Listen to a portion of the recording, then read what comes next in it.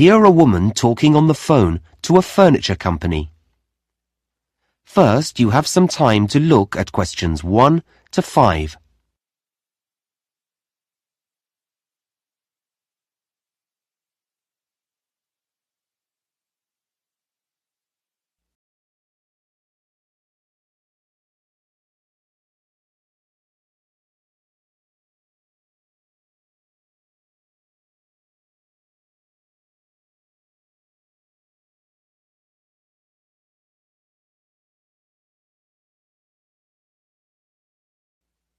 Now we shall begin. You should answer the questions as you listen, because you will not hear the recording a second time. Listen carefully and answer questions 1 to 5.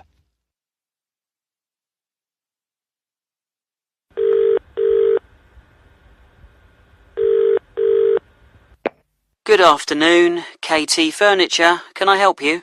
Oh, hello. Yes, I'm setting up a new office and I don't have internet access yet, but I'd like to place an order for some furniture. That's fine. You can do it over the phone and I can fill in the form for you this end. Oh, great. Thanks. I just need to take a few customer details first, if that's okay. Yes, fine. What name is it? My name? Yes. Oh, it's Sue Brown. Sue Brown. Thanks. And what's the name of your company, Miss Brown? It's a clothing company. It's called Dress Your Best. Okay, I'll just note that down. Dress for best. No, Your Best. Oh, right. Got it. So you make smart clothes? Yes, formal dress for weddings and special occasions. We also repair and alter clothes. I see. And where are you located? What's your postal address? Right, well, we're on Kirby Trading Estate. Kirby. How do you spell that? It's Kirby. Oh, I know that area. It's New Hampton Road, isn't it? Yes, that's right. Number 210 in South Down. Okay. And can I have a contact number for our delivery man? Sure. It's probably best if I give you my mobile number. Okay. The number's 09356 788 545. Okay. 778. No, 788 545. Oh. Okay, that's great. Now, just a couple more questions before I take your order. Fine. We have 2 delivery dates this month, and you should be able to have either. When are they? Well, there's one on the 16th of the month, but there's a charge of $40 for that one. Oh, that's a lot. Or there's option 2, which is the end of the month. I'll have to confirm the date later, and that's a free delivery. I'll take option 2, thanks. I don't want to pay a charge. Okay, I'll note down no charge. We haven't organised the office yet, so there should be plenty of time. And lastly, you don't have an account with us, so how would you like to pay? Oh, I'll pay by credit card. Okay, will that be Visa? Is American Express okay? Absolutely fine. Before you hear the rest of the conversation, you have some time to look at questions 6 to 10.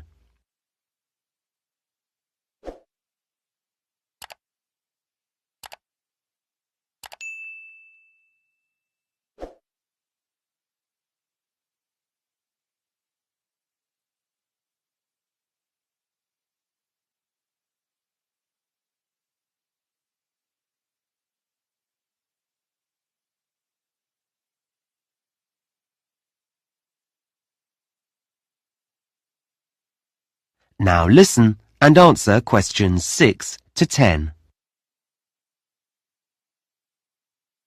So, what would you like to order?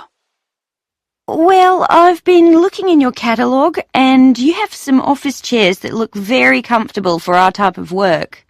Is there an item code? Yes, it's ASP 23. OK, those chairs come in pink, white and black. Yes, the pink looks nice, but I think the darker colour's better for us. You can see light materials on it more easily. That's true. We'll have 5 of those, I think. OK, I've got that. Anything else? Do you have any striped mats? I'm sorry, not at the moment. They're out of stock. We should have some in next month. Never mind. I'd also like 2 of your glass desks. Oh, they're lovely, aren't they? Yes. You seem to have 2 sizes? Basically, large or small. I think the code for the small ones is... I think we'll have the large ones. The code here is TG586. OK. So, that's 2 glass desks. Any lamps for those? No, we have to get special lamps for our work. Oh, I see. Do you have another supplier for those? Yes. We do need some furniture for our customers, though. OK, for a waiting area or something? Well, we have to discuss the work with them, so we need a nice sofa. Something soft and... I thought leather. Ah, yes, a good choice. There's a 3-seater here, DFD 44. That seems to be in red, cream or chocolate brown. Yes, it does come in yellow as well. Yellow? I'd thought of red, but that sounds lively. Yes, I'll have that colour. I think brown's a bit too dull and cream shows the dirt too much. Yeah, you're right. Anything else? A coffee table, perhaps? Yes, I think so. Maybe TX22, the silver one? A very good choice. Well, that's it, I think. OK, I'll just add that up for you, and then take your credit card details. That is the end of section 1. You now have half a minute to check your answers.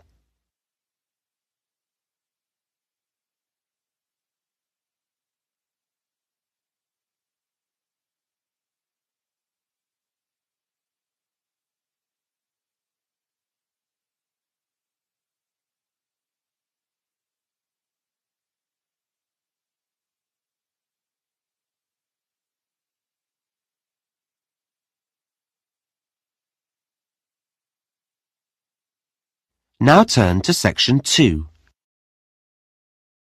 Section 2. You will hear someone talking on the radio about a running event. First, you have some time to look at questions 11 to 17.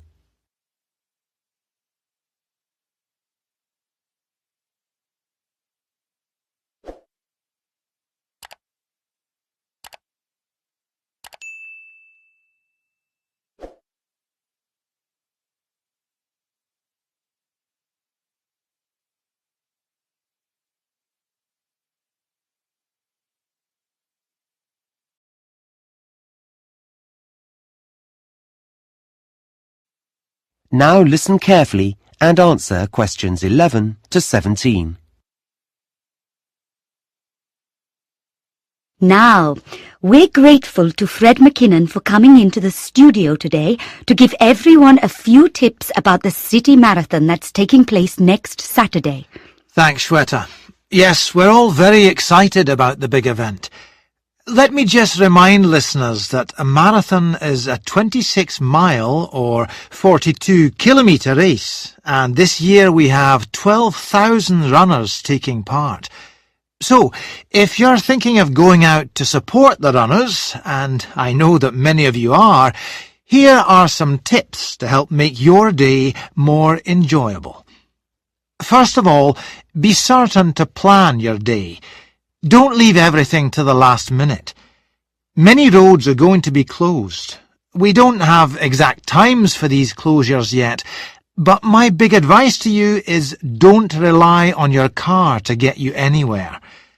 In fact, the best way to get around the town will be on foot. You may choose to cycle, but you still won't be able to go on roads near the runner's route. Now, we did a broadcast last week in which we told all our runners to wear the right kind of shoes, and I'm going to tell you to put on sensible clothes. A lot of visitors will be coming to the city. You may be hunting for someone in the race that you want to support. The weather may be hot or it may be wet, which leads me on to another thing. Make sure you look at the forecast on Friday night. If it's going to rain, take an umbrella. And if it's going to be hot, take some drinks. However, please don't try to pass these to the runners. We already have hundreds of volunteers who'll be standing on the roadside, so let them give out the drinks. When you get into the town, find yourself a spot to stand in.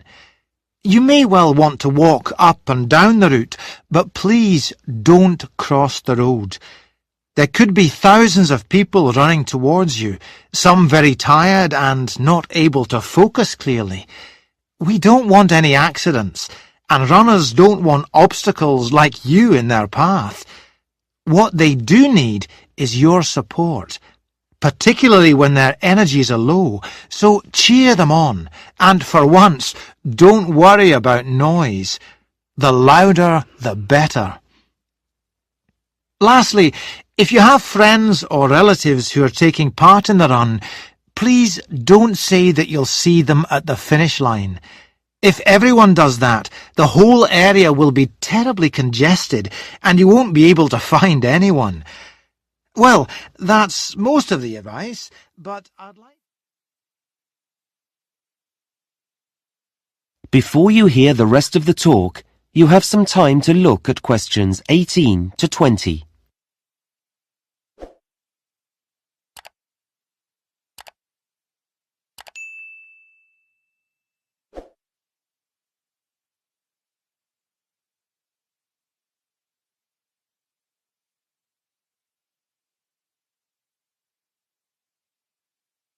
Now listen and answer questions 18 to 20.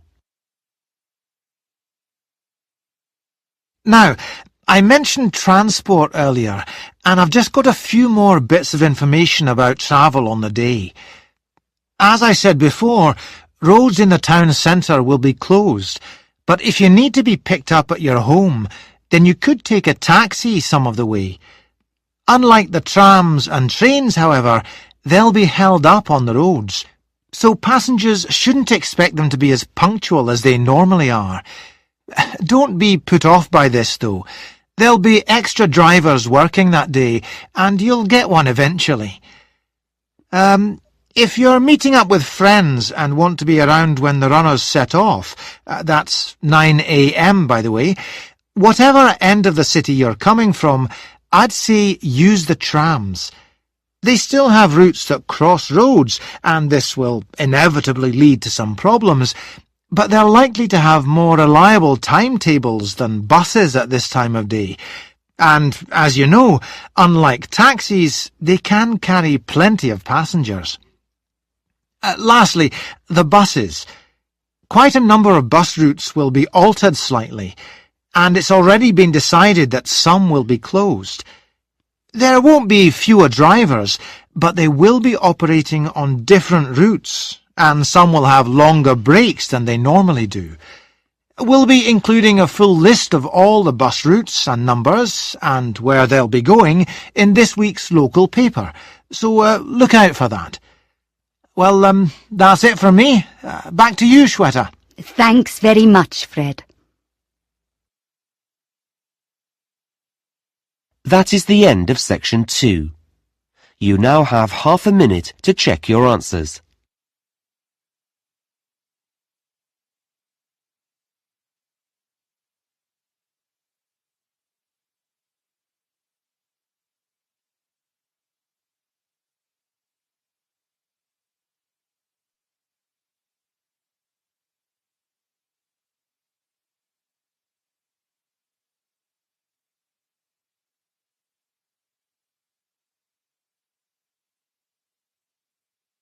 Now turn to Section 3.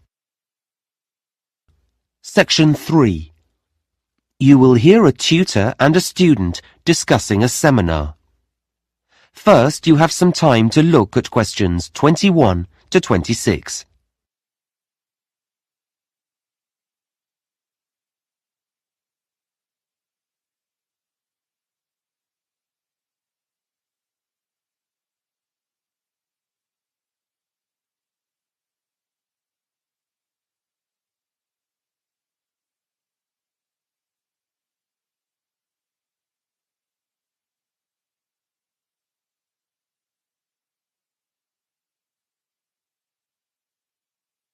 Now listen carefully and answer questions 21 to 26.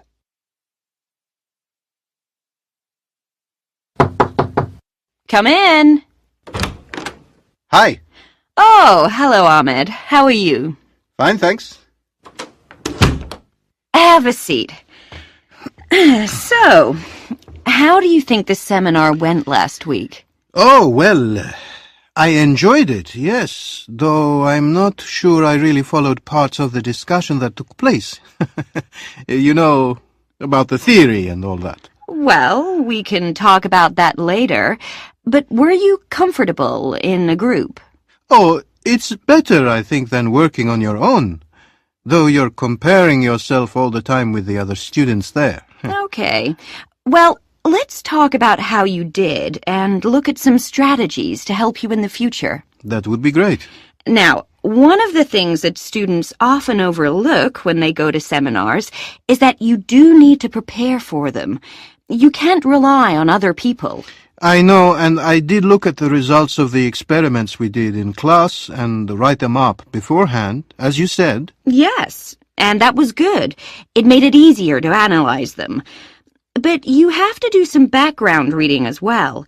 Did you get the list of articles I sent round? I've started to read them. Okay, well, you'll know that for next time. Yes, sure.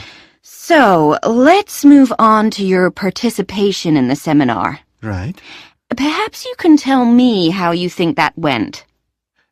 Yeah, well, I'm not used to talking to more than a couple of people. It's very different from the way we learn in my home country. Yes, I appreciate that. So I think I know I should have included everyone, but I think I kept turning to the person next to me. Is that because you were avoiding eye contact? I don't think so. I'm not shy. It's just habit, I think. Well, that will improve as we do more seminars. Uh-huh. Another difficulty is knowing when to speak. Like when it's your turn. Yes. Yeah. I felt I did wait for a pause. Yes, you handled that quite well. The thing I'm really concerned about is keeping up with the discussion. Does your mind wander off? Sometimes. I jot down a lot of information, but I still find myself thinking about something else when lots of other students are talking. If there's an assignment to do at the end of a group, that usually helps. I'm sure it does. Okay. Now, the last thing I want to look at is the role that you play in the seminar. What do you mean? Well, when students work in groups, they don't all behave the same way. Some students are quiet, some look for support, some ask a lot of questions. Oh, that's a new idea to me. I don't know what I'm like. That's probably because you're thinking about your own performance all the time. I guess so. I mean, should I be different in some way? What I would say is that when we do the next seminar, you should look more at the people around you. You know, look outside yourself. Like ask myself how they feel? Yes, or what they're looking for from the group. Okay. It doesn't take much, but it's important to watch what other students are doing. Okay, I'll do that. Fine. Now, I'm going to suggest... Before you hear the rest of the conversation, you have some time to look at questions 27 to 30.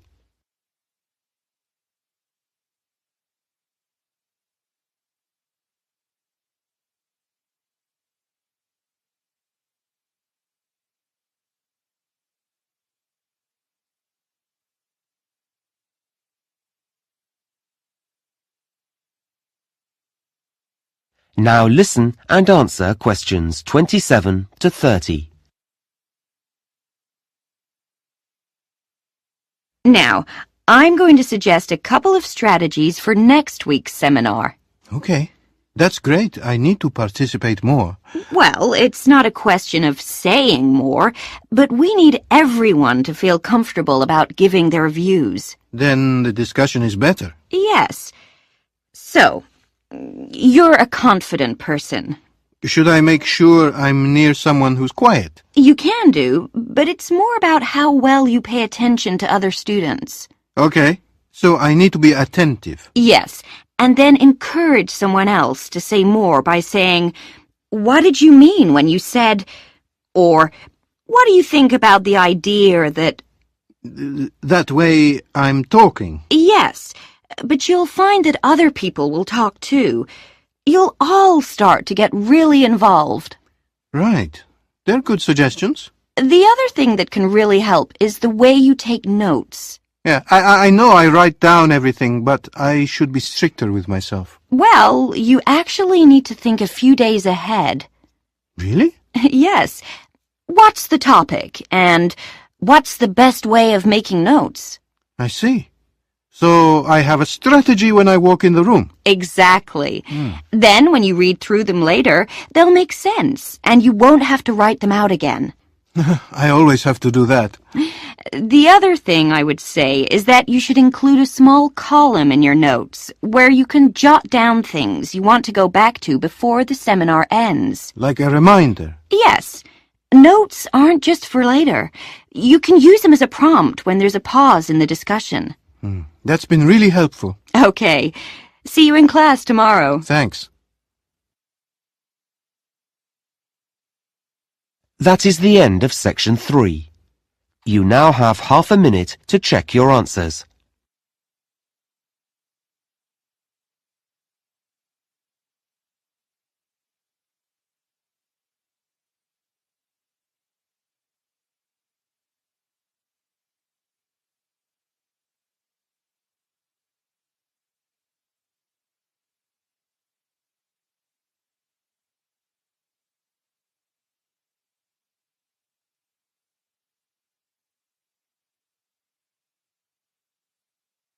Now turn to section 4. Section 4. You will hear a lecture on desert plants. First, you have some time to look at questions 31 to 40.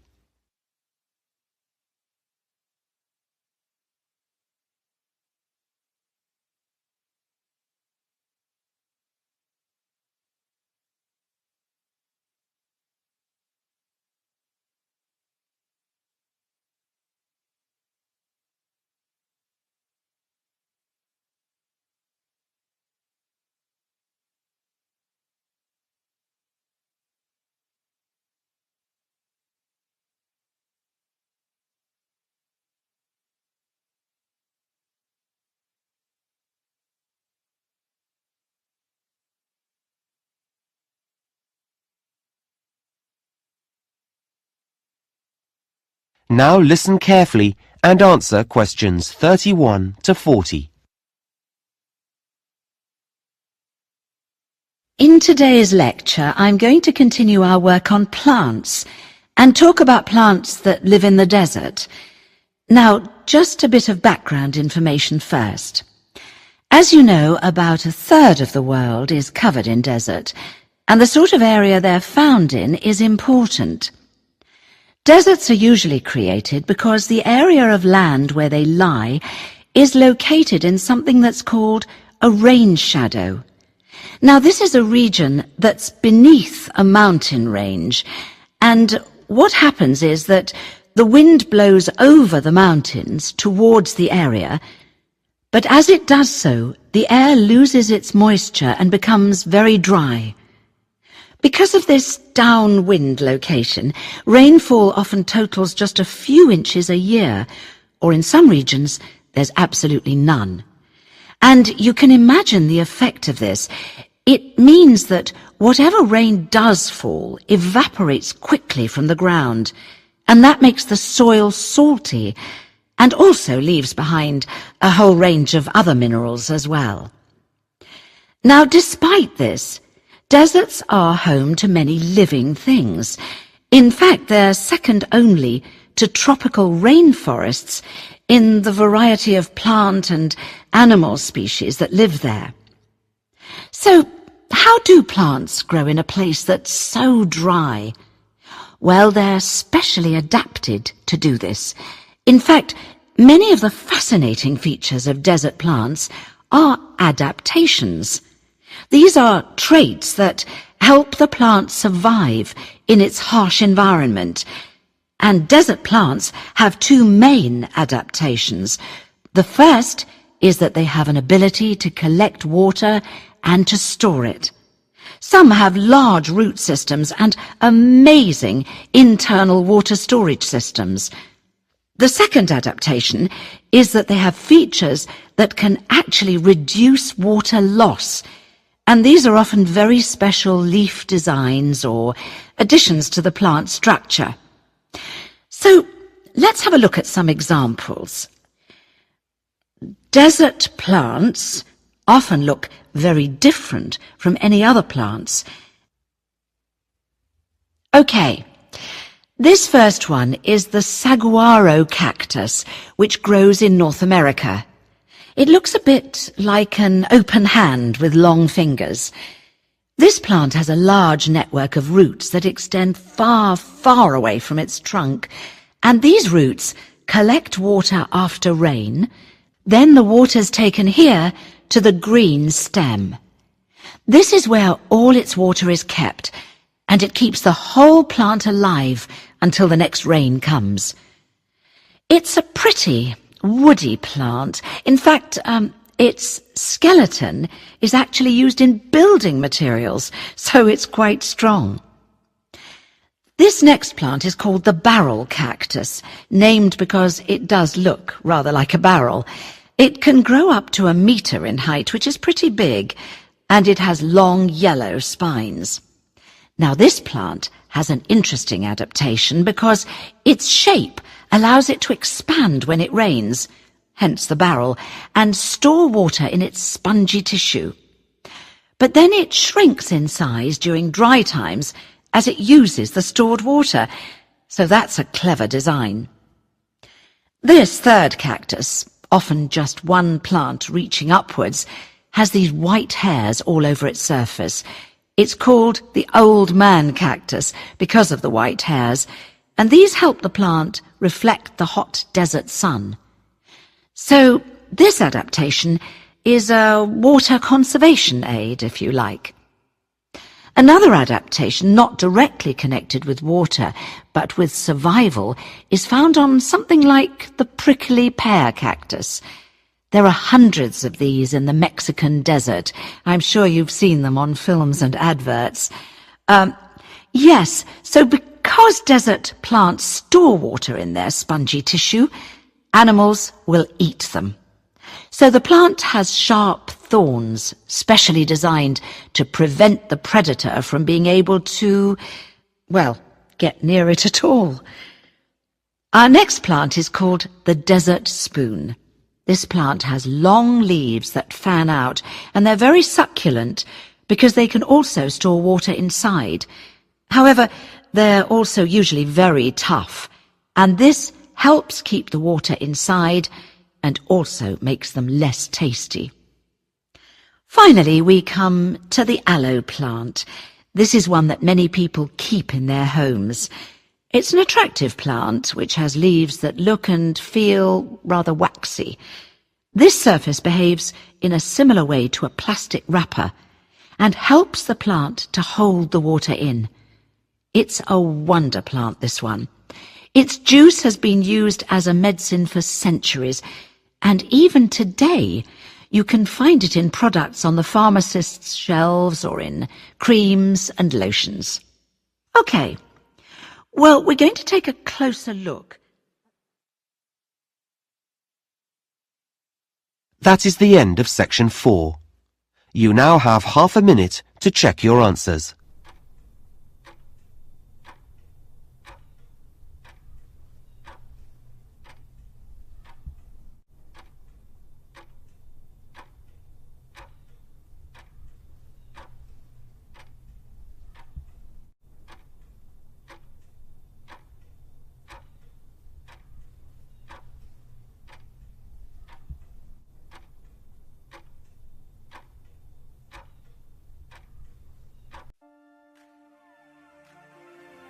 That is the end of the listening test.